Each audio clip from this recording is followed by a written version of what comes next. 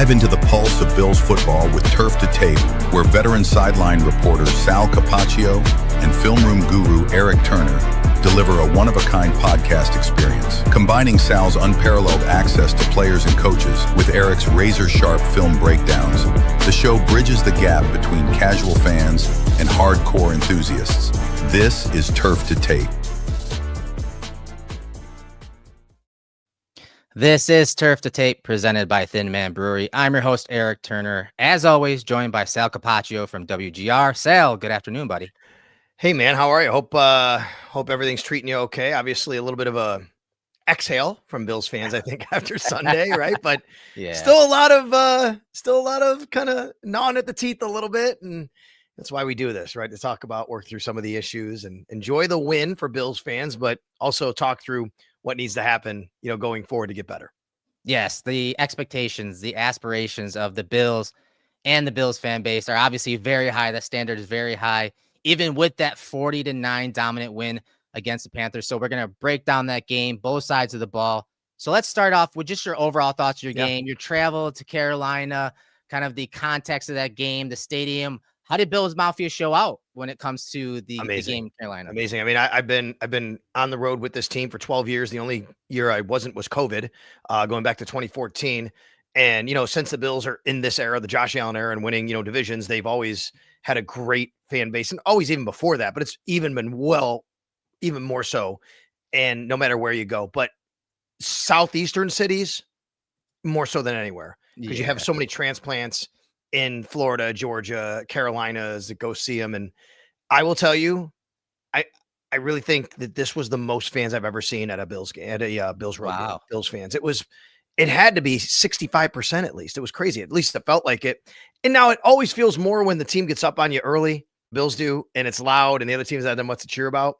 Mm-hmm. But I mean, upper deck, lower bowl, didn't matter. Everybody was there. It was great. And as far as the game itself, I felt really bad for Bills fans in Atlanta who went, and right away Atlanta was up, and the Bills didn't have a lot to cheer about too much. In this game, it was a lot different, obviously.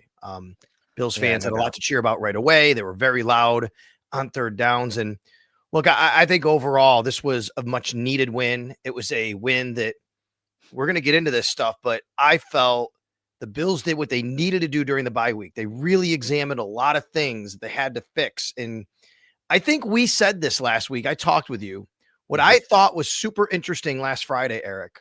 Sean McDermott does his radio program, his radio interview with me every Friday at WGR. Yeah. And I asked him, Sean, what does self-scouting mean? Right. And he said it means looking at tendencies that we do, look at what teams are doing against us. And then unprompted, he mentioned the word personnel and looking at personnel. Yeah. And I thought, we might see personnel tweaks, and we did. And I give the coaching staff a lot of credit for that, and I'm interested to see what it looks like going forward. Yeah, on both sides of the ball, honestly. And I thought in this game, the Bills did have a different brand of football and mentality. You heard McDermott talk about how there was a different attitude, a different energy, and that he valued physical football, and it started up front. And I think you saw that when when I went back and watched the film, you saw that present on both sides of the ball, which is why in the end, the Bills, I do think, won that game, especially when you talk about, the defensive front of the Panthers and how good they were, at stopping the run. The Bills were able to just, do some dominant things, like historical things with James Cook and that offensive line. Yeah, for sure. And, I love, we're already over 500 and 600, live viewers. We love it. And we thank you for coming. And there's a chat box here, and we're going to have, the chat box going, and, people debate all these different things. One thing I always want to make sure people understand, what Erik and I like to do is just kind of, we're not here to say like everything's great or everything's terrible. We're trying to educate people on what we see, why we see it, what I'm seeing on the field, what Erik's seeing through the film, kind of marry all that together. Here's where they're deficient. Here's what they're doing well. Here's why they're doing what they're doing. And we try to piece that together to educate everybody a little bit. And what I would say is, Erik, I've never seen so many toss sweeps run in my life. I mean, they ran so many toss sweeps, and this is for me a way to get to James Cook and the day he had. And Aaron Cromer, the job the offensive line did, Joe Brady, everybody. You could talk about throwing the ball you want. That's great. Let Josh cook. I get it. I mean, when you're running toss sweep for 11 yards of carry, you keep running toss sweep. It works. And that's how you get to 240 yards and rushing. And that's how you get to 216 yards rushing for James Cook. The place I want to start is just mentioning, before we get to the defense, we're going to do that fast. Mm-hmm. James Cook deserves a lot of credit for, just a lot of flowers for the day he had. I mean, historic day. the only people, the two names ahead of him for the best day in Bills history rushing are O.J. Simpson and Cookie Gilchrist in one day. And Wow. the last time a player ran for as many yards as he did, I was 3 years old. I'm 53. No, yeah, it was a unprecedented, honestly. Just how his game, his style with the guys up front blocking for him, how they just it's like a symphony. It's like poetry. It's so much fun to watch because yes, they're dominant, they're physical with the offensive line, they're getting displacement, down the field on the Yeah. defense of the Panthers, and then Cook is just so smooth and silky. And he just next thing you know, he's into that third level and on to 6 points. And he had a great game. We're going to talk about some of the details about that game from both perspectives. But let's start on the defensive side Okay. because obviously this is where a lot of the focus has been over the last month or so, the defense. And Bobby Babbage talked about simplifying things coming out of the bye defensively so they could play fast and play free. So from your point on the sideline, did you sense that difference in how the defense was communicating or reacting? Were they less hesitant? Give me your context and what you saw as the game went on against the Panthers. Well, one thing that you have to remember that matters is road and home and communication, right? When you're on the road, now what I just said about the Bills and being loud. Now, Bills fans were loud once it got up to the ball, especially third downs. But first and second downs, it's not as much. But one thing that does happen on the road is you can effectively communicate more on the defensive end because the crowd is not being as loud for their own offense on the field. When you watch the Bills play this week, they're going to have more trouble on defense communicating because the crowd is really loud for the offense. So that's one thing I always notice is it's easier to communicate in road games for the defense than it is in home games for the defense. That's number one. And when you're going to have Michael Hoyt and Larry Ogunjobi and Max Harrison and Jordan Hancock all come in, I mean, that really matters to be able to get those guys on the same page as quickly as possible. I do feel that that was happening. Now, I will point out, I think it's important to note, we can say that Jordan Poyer is not the athlete he was, and that's right. Jordan Poyer settles things down from a communication standpoint. Jordan Poyer can really help on the back end communicate and allow guys to understand where they're supposed to be and kind of really let guys kind of settle in early when they're supposed to. And then he comes off the field early for a pass down, like first series, passing down, he comes off, Jordan Hancock comes on. That matters. I did feel the communication was good. The Bills, Shaq Thompson, here's another thing for you. He played in Carolina for a long time. Yeah. He started at middle linebacker. I mean, the play to AJ Epinesa, there's a debate if he knew it was coming or not because he heard the call, right? Yeah. Shaq Thompson calling the middle linebacker signals, right? Now, I'm not saying Terrell Bernard couldn't do it. He could. But when you have steady presences and veterans that are on the field that can help do that, it just matters a lot. And you talked about the guys that were in there, Hancocks, Poyers, Michael Hoyt, a lot of those new faces, Ogunjobi. And you mentioned at the top of the show about personnel on the defensive side of the ball. And we're going to get to some of those players that, those newer faces that just came off the suspension and whatnot. But think about this. The Bills in this game, for most of the year, they've been a top 10 team when it comes to having three linebackers and being that base defense. In this game, they were only in a 4-3 base 5.1% of the time compared to 21.6% of the time. The Bills played a lot of nickel in this game, 64.4%, and a lot of dime, 22%, which is way higher than their 14.2% average in the prior games. And so there were some new faces in there, and some of that is, hey, personnel. Some of that is down in distances, passing, third and long type looks. But we got to talk about it because the guys that were in there were some new faces to the team, or just guys coming off suspension, or guys that they drafted, like you said, like Hancock being in there, and Poyer, who came out of nowhere off the practice squad the last few weeks and now being at starting position. So I don't know if people realize who the starting linebackers were in this game and what happened, but the Bills started in base, which is three linebackers. Mm-hmm. And the starting linebackers were Shaq Thompson, Dorian Williams, and Joe Andreessen. They all started. They were on the field for the first down of the game. Now, when they were at two linebacker sets, it was Shaq at the middle linebacker spot. It was Dorian Williams at the will. When they went to three linebackers, Joe Andreessen actually shifted to will, and Dorian Williams played the strong side. I know because I asked Joe what after the game. He said, I was will. He said, when I went in there, I was the will linebacker. which was really interesting. So the Bills use their personnel to their strengths, right? They use their personnel more effectively of what they could, what they were best at in this particular game. And I like that. And then you bring in Michael Hoyt. Michael Hoyt is just a jack of all trades. He can line up on the edge. He can line up inside. He really helps on passing downs, no doubt about that. Larry Ogunjobi, of course, he comes in, he plays, and now he has to play even more in the second half because that Oliver goes out, right? So he has to step up his game as well. So these are the personnel tweaks we're talking about. And some of it was medical related because obviously Terrell Bernard is your starting middle linebacker. Matt Milano is your starting will linebacker, but Milano wasn't available. Bernard was only available on an emergency basis. And what we found out after the game, Erik, was Sean McDermott basically said, if it wasn't for Milano not playing, they probably would have played Bernard. He was close. They didn't want to risk losing him too without having Milano going forward. So that's kind of why they backed off on Bernard. But you're right. There was just a lot of different changes going on the defensive end. And for them to put that performance together with all those changes, I think is encouraging, but you got to keep backing it up, obviously.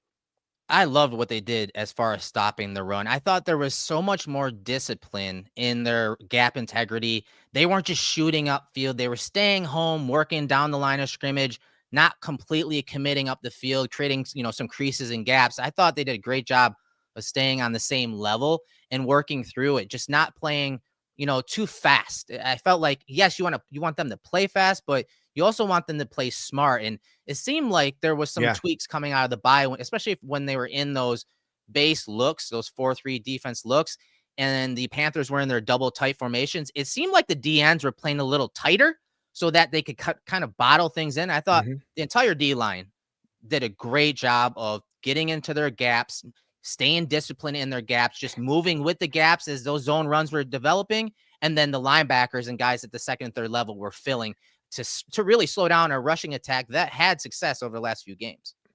Yeah. So I'm interested in your perspective on depth because we talk a lot about depth and how much it matters. And one thing that noticed very early on, the second play of the game is an outside run to Rico Dowdle, I believe. And the Bills just string it out, right? They just string it out. It was beautiful. Now, so good. Bills have been one of the worst teams, not maybe the worst team in the league at running against them on the edges. Teams are getting to the edge. And one of the reasons we pointed out here, Erik, that you've done so well on film is when you have so many guys in the box and you're not playing at depth, it's hard to get out there. And I'm wondering, were they maybe playing a little more depth at linebacker to string those plays out a little bit? Now, having three linebackers helps on the field when that happens. Sure. But I think that that's a great adjustment if that's what they did to help out with that, because if you can play from depth, Greg Olsen made this point in the broadcast. It was great. I went back and rewatched it. He said it, and he's 100% right. People think stopping the run means putting more guys in the box. Well, more guys in the box means you're also tired of the line of scrimmage, and you can't string things out sometimes, and you can't get to your run fits and your gaps sometimes. And if they get past that first level, it's exactly right. An explosive run can happen. Thank God Hancock made that tackle. That's exactly right. So I thought it was really interesting how they played the run against a really, really dominant run team. But maybe, and the interior was good. But teams have really had a lot of success against the Bills on the edges, and they did a nice job to make sure that they were coming over the top, they were looping, they were filling their edge gaps from the linebacker level and the safety level. Yeah. And even the cornerback level with Max Harrison, obviously. It's a great point because and that play that you're talking about where they strung it out, everyone was in their gap. There was three guys in the boxes at the second level, but more importantly, they had their safeties in that too high structure. And we talked about how a lot of the Bills' missed tackles and issues against the run have been when there are more guys up into the box, 8 guys in the box, and then those cutback lanes were happening. The Bills are so used to philosophically defending the run with too high structures, and that's just been ingrained in them because they like to defend the pass so well. So I think they did. I mentioned it on social this week. I thought they did a great job of defending the run, but also getting back to some of their core philosophy of playing from too high structures, having the guys like Poyer and Bishop come fill from depth in those cover 4 and cover 2 look. Yeah, for sure. And I think when you have a guy like Michael Hoyt that you can kind of, there's no film on him, right?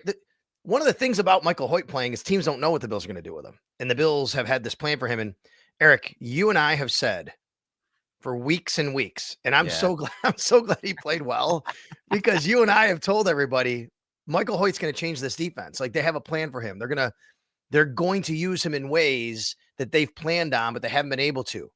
And as I've said many times, I'm not telling you he's Bruce Smith. I'm not telling you he's Ray Lewis in the middle either, right? That's not what I'm telling you. What I am telling you, though, he's going to allow the defense to play with more versatility and move guys around a little bit. It's exactly what we saw. And then the guy comes up with a sack and a half himself, and he's just all over the field. Yeah, Michael Hoyt, easily our tapped-in player of the game, presented by Thin Man Brewery. 6 total pressures, 1.5 sacks, 3 total tackles, a fumble force, a negative 9.7 total EPA, the third best among defenders in Week 8 prior to Monday Night Football. He was everywhere. He was on the edge in 2- and 3-point stances. He was inside at D tackle in 2- and 3-point stances. He was rushing the quarterback, dropping in coverage, defending in the run. He did exactly what we expected from him. And when you talked about at the top of the show, the different, personnel packages, the creativity that he is afforded and this defense is afforded when they have a guy like that started at D tackle and then, grew into an edge guy, off the ball linebacker. His skill set is so much fun to watch. And you saw how it can unlock the creativity for the Bills defense. Yeah, for sure. And Bobby Babich made the point to the media when he spoke yesterday. He's an Ivy Leaguer, Michael Hoyt. Went to Brown. Like, super smart. He's a really smart guy. Like, he understands how to watch film. He understands what he's seeing, how to diagnose things. So I think that matters, that football IQ. So you could be really smart and not be smart in football, right? But I mean, this guy, he's smart when it comes to how to play the game and playing, football wise too. So I just thought he was really good. And obviously, it's now without Ed Oliver, a guy that they're going to rely on even more, maybe to get some pressure, especially on those passing situations when they kick him inside. But I really like what I saw from Michael Hoyt and from Larry Ogunjobi as well. Sure. Hoyt is one of those guys that you love when he's on your team, but he's also like the Marshawn's and the Ty Domies of the world. When he's on the other team, you hate him because he's scrappy, That's right, yes. feisty. He gets under guys' skins. You saw him kind of playing through the whistle a couple of times with some of the offensive linemen of the Panthers. You see him kind of playing mind games in some of those pass rush situations, kind of taunting the center and offensive lineman as those guys are trying to set protections. But his football IQ, I think is, and I said it this offseason, his football IQ, along with his versatility, is really going to lift the acumen of that pass rush room and in those high leverage situations, because for so long with LA, he was calling the stunts in games. We talked about this, the stunts in games in those third down situations. He understands, and you see him pointing out as soon as the offensive line sets protections, he's in tune. He's like, okay, this is a 5-0 protection, or this is a half a slide. And so he understands how they're trying to block up what the Bills are showing. And if you do that and you can understand that as a pass rusher, you know how to attack, you know where those weak edges are. And you saw it in this game against the Panthers, and he was just creating chaos, whether it was against the run or the pass. Yeah, and he did get a 15-yard penalty late in the game. He's got to be careful of that, right? So as much as you're right, you love guys like that getting under skin. He's got to be careful. You don't want to get a penalty that's going to hurt your team in a critical moment. He did get one late in the game. There was a 15-yard penalty. But I'm excited to see, what the Bills do with Michael Hoyt going forward, especially with the loss of Ed Oliver. Like I said, there's some roster decisions coming up here this week with the loss of Ed Oliver. But Larry Ogunjobi and Michael Hoyt together, I think you can really kind of replace Ed Oliver on a 2-for-1 basis, if you will, right? 2-for-1, meaning, yes, Ed Oliver is a really, really great defensive lineman when it comes to penetrating and chaos. But you can get that with Michael Hoyt moving him, and you can still defend the run with him. Larry Ogunjobi, who's a better run defender really overall than Ed Oliver when it comes to anchoring, and I think that at least, I'll say it this way, Erik, they're more equipped to handle the loss of Ed Oliver now than they were early in the season. You don't want to lose Ed Oliver. He's a great player. Right. But they're more equipped to handle the loss of him now than they were earlier in the year. Right. So for the Panthers game, Michael Hoyt is our tapped-in player of the game, presented by Thin Man Brewery. Mafia Light hits different, and this is presented by Thin Man Brewery. It hits different because it's 3.5% ABV and only 80 calories per 12-ounce can. Drinks like water with notes of beer. It's the first craft Pilsner of its kind brewed and packaged in Western New York, a true game changer for local beer lovers. Michael Hoyt, I hope this isn't the last time we talk about him because he's so much fun. It's going to be such a huge part, as you said, of the Bills defense going forward, especially because of that injury to Ed Oliver. And so real quick, you touched upon Ogunjobi. And the thing that fascinates me about Ogunjobi, I think he has such a high floor. He's got the experience. He comes from teams that are typically physical and strong up front. with the Browns and the Steelers. But I do think his role as that 3 tech is a little different than Ed Oliver. Ed Oliver is kind of that up the field guy, right? That penetrator, that chaos creator. I think Ogunjobi is a little different. You talked about his power, his strength at the point of attack. In this game, he had 3 tackles, 2 defensive stops. But I just like that he's more of a stay-at-home guy, kind of always knows his assignment. He's very good at just getting off of blocks. He's not one guy that's just going to anchor in 2 gap. I think he's more of, okay, they're going to combination block me. I'm going to get off of one of those and then find the ball. And you saw that in this game, very strong at the point of attack by Larry Ogunjobi. No doubt. And he's an interesting guy to talk to. He's seen a lot in this league. He's played on multiple teams in this league. He's played in 4-3s. He's played in 3-4s. He's been a part of this team. Let's remember, since the offseason. Now, I know that he just started playing, but let's remember him and Michael Hoyt, they've been at the facility since week 3 ended. They've been working out with the team, not practicing. They've been in meetings. They've been understanding in the playbook. They were in preseason. They were in camp. So he gets inserted into a lineup and a team where he understands what his role is supposed to be, right? And I thought he played that role exactly how he's supposed to play it. And then when you add him with Deion Walker, who can be a little boomer bust at times, right? Eric, we know that. Deion Walker, he makes some really splash plays. There's also times you're like, oh man, he got really washed down there and he got looped there and all those kinds of things that happen to rookies. I think Larry Ogunjobi is a nice veteran guy to have there. And look, we don't know we don't know the situation with Daquan Jones yet. Feels like it might be a little too early for this week, but eventually he'll come back. And I at least feel better about their ability inside to stop the run. They got to put into practice, but I think that they're, again, I'll use it and say maybe more equipped as the season goes on here to be able to stop the run a little bit better than they have. So in the first half, something I saw when we were watching the game, the broadcast, I know you're on the sideline, so you don't really get to see this, but it came a time where I'm like, it looks like Sean McDermott is calling plays. And honestly, it felt like in that second half of the Atlanta game, like he was, but I asked some sources that is not true. He was not making the call there. Him and Babbage weren't at that time kind of doing it that way. But in this game, just the cadence and process of how he was holding up the play sheet. He's had a play sheet in his hand before. That's nothing new. But the way after the play happens and, that process of calling a play, like you saw several times where it just aligned with him calling plays. And so I think I wasn't the only one, obviously. People started to notice. And you guys the media asked after the game about it, and they're saying they're working together. But I found it very interesting after the game about the, McDermott play calling and how they're working together. And so I want to ask you, did you have a feeling or an idea of that during the game? And are you noticing any changes, looking back and going back and watching the game? Did you notice any changes when it came to the defense, the scheme, how they were playing things against the Panthers? I didn't notice anything as far as scheme changes off the bat, like from field level. Mm-hmm. I just feel that there was a calmness about the defense that I have not really seen. These are the things that are tough to quantify, right? I get it. I understand. Like Sal's sitting here saying, like, folks, I'm there. I'm on the sidelines. At one point, I will tell you how it works. This is how the job works. So Chris Brown says to me, hey, we're in a break. And he goes, people online, because I'm not on Twitter during the game, right? He says, people online are saying they think Sean's calling the plays. Can you get over and scoot over and get a look? Yeah. And I'm like, sure. Like, right. So this is why you have a sideline reporter.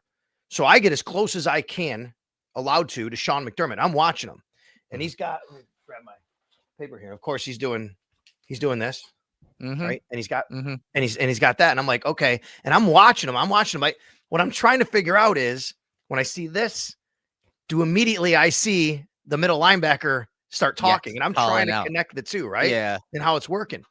And I didn't see that like kind of right away, but I will also tell everybody, Sean's always had a play sheet and he's always kind of put it up and he's always kind of talked.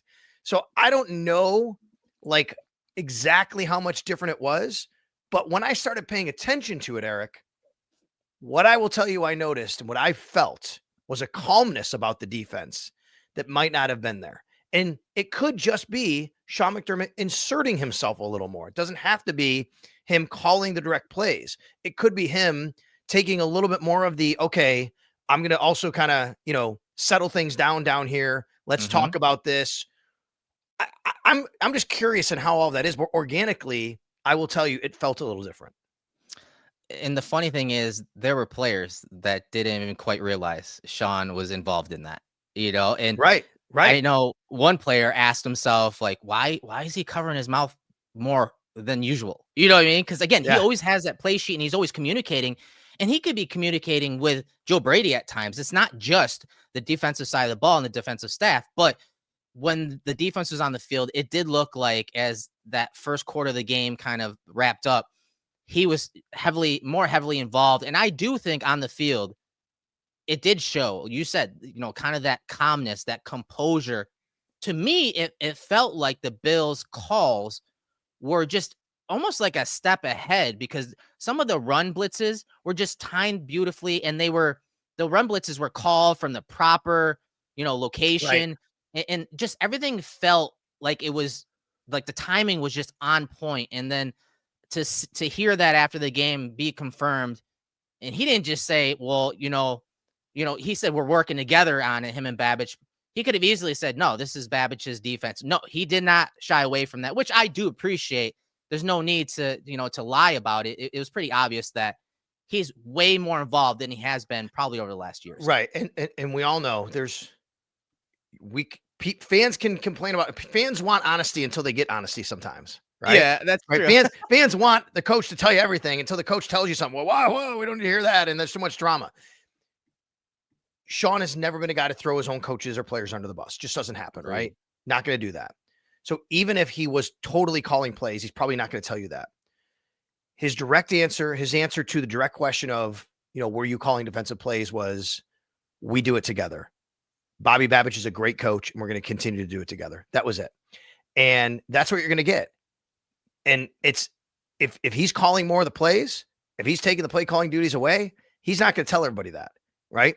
Or what does that look like, Sean? What do you mean when you're doing it together? Tendencies. We're talking through things. Tendencies. What do they like to do here? Mm-hmm. What do we need to do here? And I just think that's interesting going forward to see how that's all going to mesh. Now, if you go back to 2018, Josh's rookie year, yep. I believe it was Josh's first start at home against the Chargers. Yep, I was there for that. McDermott called defensive plays. That out. Yeah, I was in the stands and I called that out. Hey, it looks like McDermott's calling the plays. He did for Leslie Frazier. You know what happened the next week? Leslie Frazier started calling plays again. Yep. They went back to it. Like for one game. And he's, if I remember correctly at the time, Sean basically said, sometimes it's good just to listen and hear and get a different perspective on it. And then by Leslie going back and thinking, okay, now he has a bit of a different way of looking at it. Right. So I think I think that's really interesting. Yeah. So going forward, I'm interested to see how all that works and all that happens, but it was fun kind of trying to figure that out on the sidelines, to be quite honest with you. I bet. I like the idea of McDermott calling plays more than not. Honestly, that's, for me, philosophically. Can I say, Eric, there was one game, one play. I want to say there was one play I thought where they got beat, like what you're talking about, and that was the Dowdle run that Hancock saved. Yes, that was a third down. It was a third down and I thought it was 3rd and 5 or something like that. And they showed that exotic look with the lighter. The Bills got caught. Defense. The Bills got caught, and yeah, to me that was like the only time that really happened all game. Yeah, I agree. And if we're talking, young players, you talked about Hancock there making that tackle.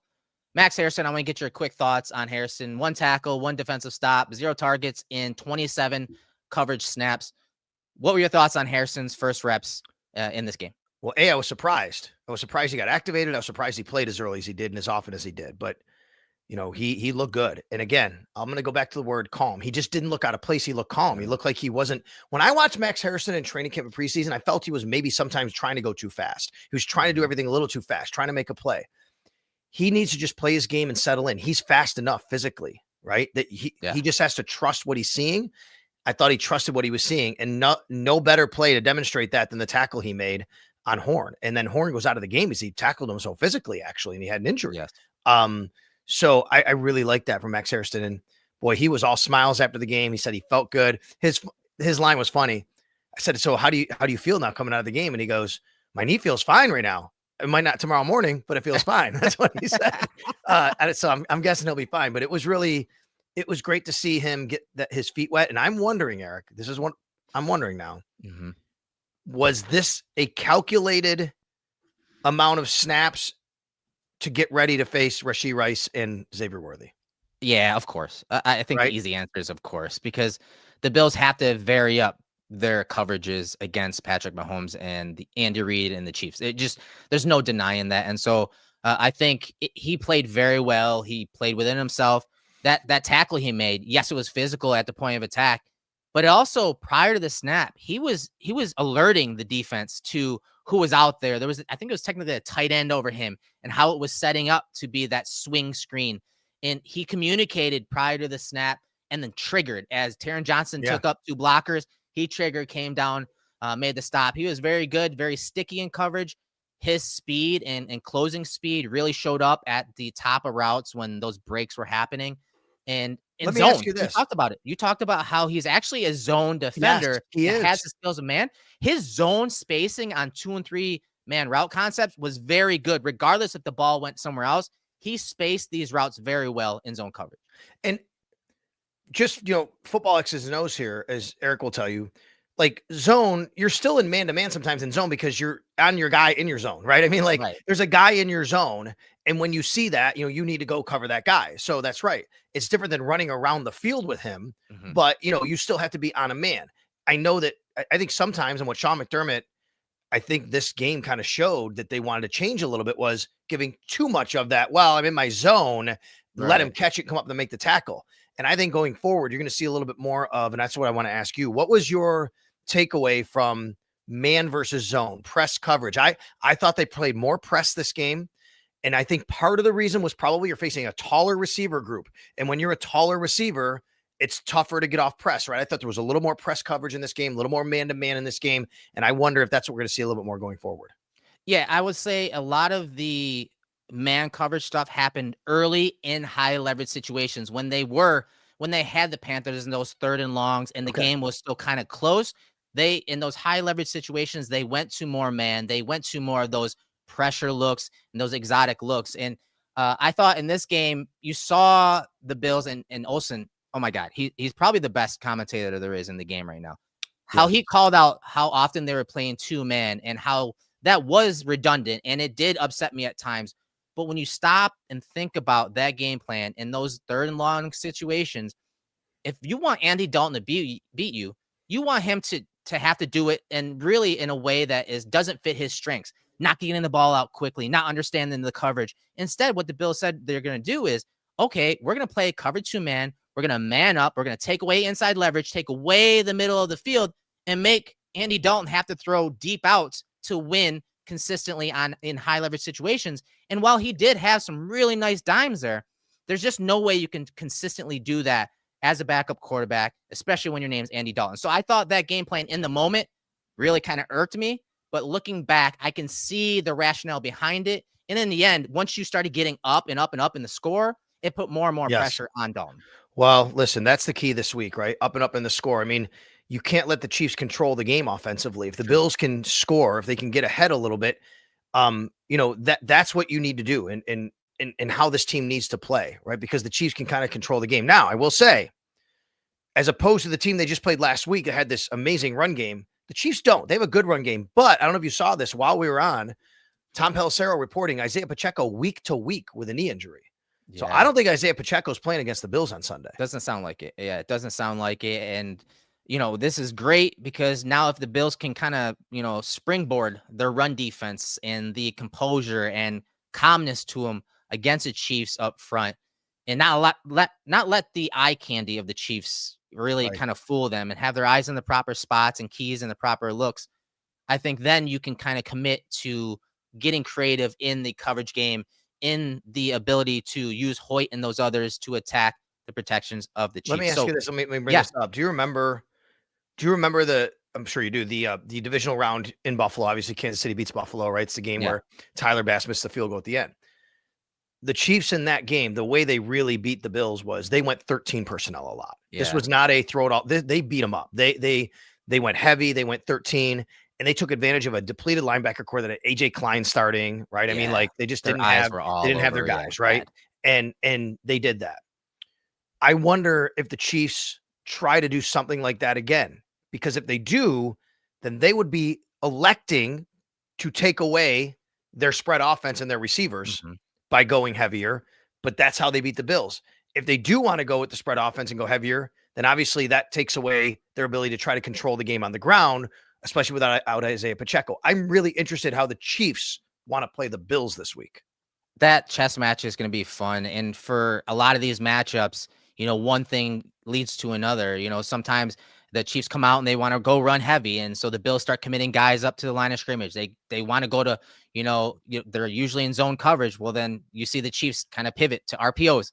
Yeah. And so then when, the run's starting to pop off again, they go to man coverage. And then you have the speed of Hollywood Brown and Worthy to kind of combat that. And we know the Bills, I do think the Bills are going to play more man coverage in this game. Me too. Whether that coverage can hold up is the key. Whether, the defensive front can create enough pressure to get Mahomes rattled, not even rattled, just off the spot, out of rhythm, is really where we're going to find out if that man coverage in those high leverage situations can really work, because you can't be in man coverage and Patrick Mahomes gets 5 to 7 seconds, extending the play and getting out of the pocket and hitting those big plays down the field.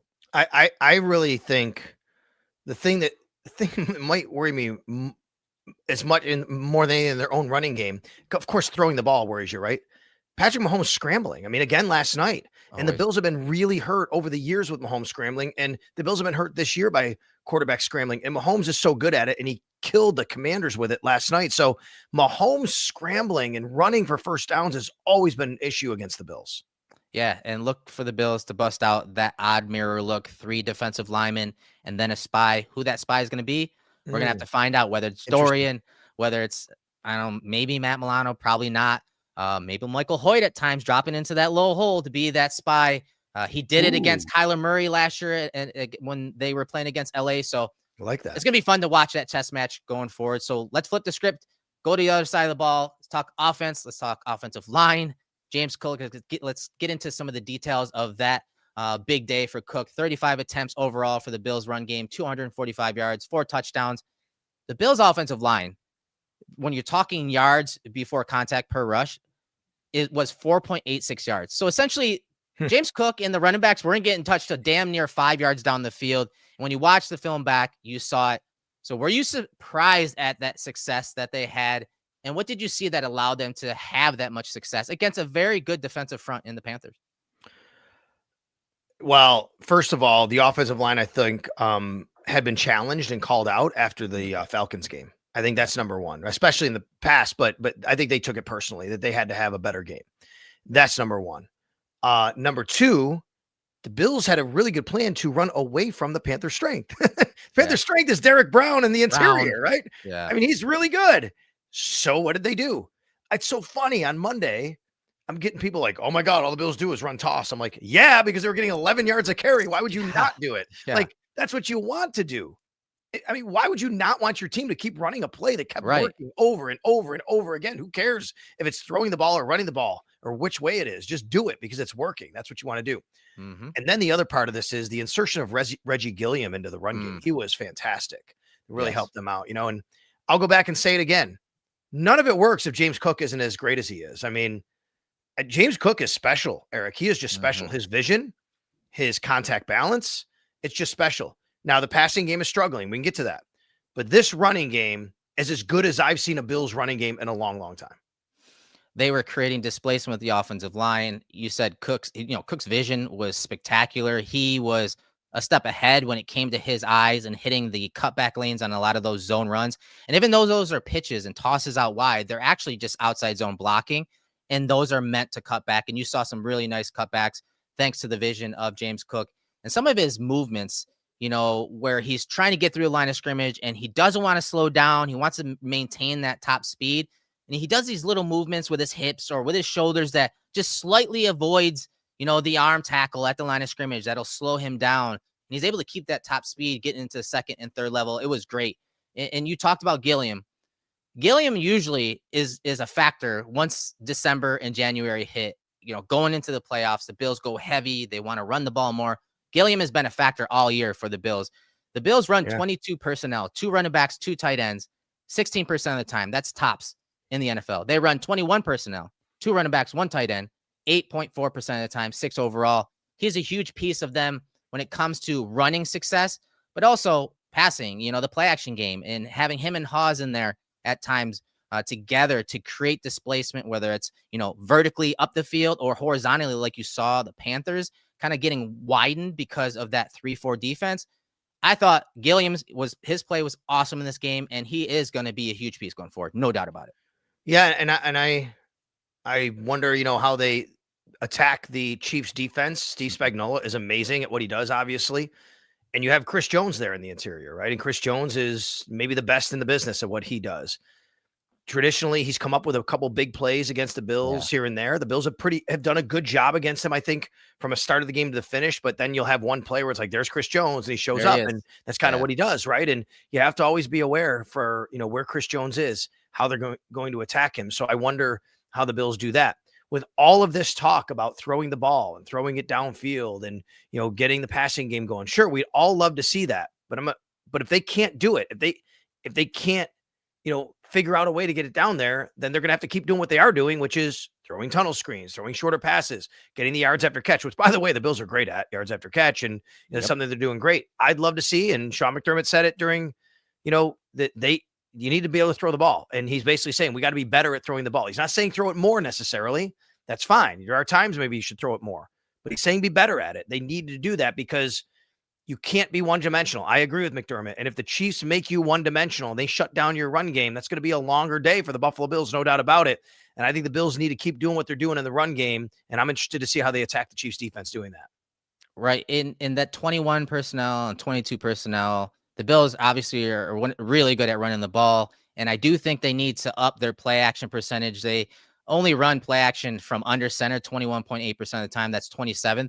But the Chiefs, when you're talking 21 and 22 personnel, and you talked about how well the Bills ran it against the Panthers, they only allow 2.4 yards per rush. So I think if you're going under center, if you're going into those heavy personnel groupings, use it for play action, but I don't think they'll be able to live running the ball like they did against the Panthers. Spagnuolo is very good at shutting down those heavy personnel grouping runs. You're going to test them, of course, but I think they are going to have to pivot to something else when it comes to that. So do you remember what the Bills have done a couple of times? What I think is really interesting, and I thought about this last night watching the Commanders. Josh Allen has run the ball pretty successful against a lot more the Chiefs. Yes. I wonder if we see a little more Josh running in this game. I could Mariota.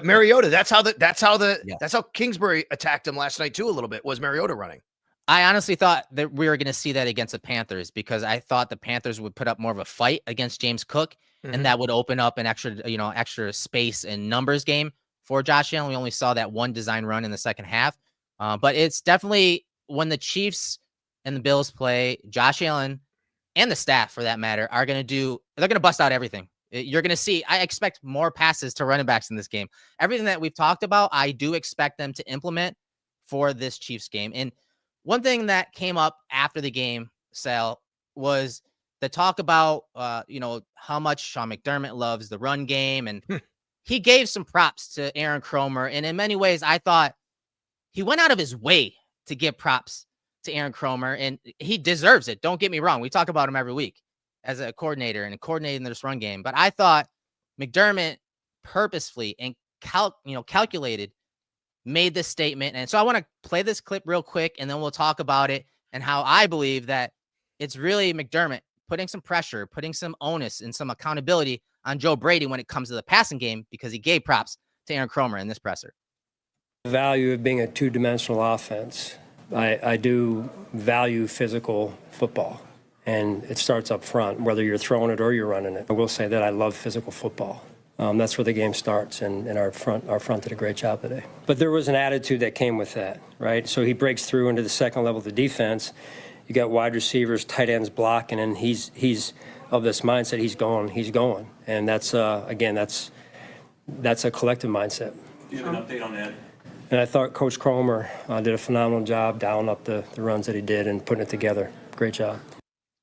So the reporter asked him, get out. You have an update on Ed? And Sean's like, no, hold on. I got to give props to Cromer, and rightfully so. Again, but to me, it's giving him props. It's giving kudos to Cromer, but in many ways also saying, okay, everyone, Cromer's coordinated this run game. That big run, those big runs by Cook and that offensive line being coordinated that way, those pitches, 9 times in the game and then running counter and getting the long touchdown, all of that is Cromer. So what does that say about Joe Brady, Sal? Well, I think it's, again, what you said, which is, hey, I'm telling you how good the running game was, and Right. Aaron Cromer coordinates the run game, and he helps call the plays in the run game. And Sean made it clear yesterday that they have to be able to throw the ball better. So I do think it's putting a little pressure on Joe Brady to his part of this to be better and more efficient so they can have a two-dimensional offense. Mm-hmm. So, yeah, it doesn't mean that Sean McDermott's laying the seed to move on from Joe Brady. That's not what I'm saying. No. Okay, so don't take it that way. What I'm saying is, though, I think that he wanted it to be known, hey, the running game is really, really where we need it. The passing game is not. And he wanted to make sure that Aaron Cromer was called out positively for that without calling Joe Brady out negatively for the pass game. And I think one way I touched upon it quickly in the last segment is by adding more play action, because the Bills, you saw it in the game against the Panthers. They're under center. They're running heavy personnel. They're running zone packages, zone runs. And they're very successful when you're under center with Josh Allen and when you got James Cook on the dot. And I think one way to kind of boost the passing game and to get the one-on-ones they want on the outsides that maybe the individuals that are outside the numbers aren't doing on their own is to run play action from under center. The Bills, when they're under center and running play action, they're first in success percentage. They're fourth in EPA per dropback. They're second in first downs per attempt. They're getting a first down 55% of the time. And so I think one way to kind of offset all of those runs, and we're talking 216 plays from under center, and only 47 of those plays when Josh is under center were passes, and a lot of those were play action. So I think adding more in that department, I will always ask for more play action, especially with Josh Allen under center. Especially when you're running for the way the Bills run. I mean, you have to respect it. They're efficient. Okay, they're efficient. I'm not saying they're not efficient. Obviously, the numbers support they're efficient. But if you're that efficient, why not go to it more, especially when your offense is struggling and has some lulls, throughout a game? For sure. And, it used to be, it used to be back in the day, it's the middle linebackers watching the running back, and you put the ball in his belly and you pull it out, and you're freezing him, and you just throw it right there, right? Yeah. And you still have some of that. With the RPO game, everything's changed a little bit. Guys are playing at depth. These linebackers are so athletic now that you're playing right there. But what play action does these days, it does get you to hesitate for that brief moment to get guys in space, is what it does these days. It's not the same thing back in 1990. Like I said, when you fake there, the middle linebacker's freezing. I mean, he's just so unathletic, he can't move because you did that. Now it's like, okay, I gotta see. Oh, he didn't put it there. Here comes a tight end across the middle, and I didn't get to that spot quick enough. So those are the little things that could help unlock a struggling passing game right now that is struggling to find spacing. And I do believe that some of the onus and accountability falls on Josh. I do believe he's in a funk. I do think most of the issues that he's had start from the shoulders up. He mentioned his feet and eyes not being in sync, and you can see that on film. There's no doubt about it. His progressions are choppy. They're not smooth and calculated like we've seen in prior games. He's making some mental mistakes. The sack that Olsen pointed out in that 5-man protection where the linebacker blitzes and Dawkins doesn't squeeze inside to pick him up. He picks up the edge rusher. Dawkins was supposed to squeeze inside. I thought initially during the broadcast that Dawkins was a big on big block, but he should have squeezed inside. But overall, at the beginning of that play, that throw should never have happened. There was an alert built in to run a screen. And so they should have gotten to the alert, that screen, because of that protection or the exotic pressure that the Panthers were playing. They should have gotten to the alert, and that falls on Josh. He's got to understand, I don't have enough guys to block everyone.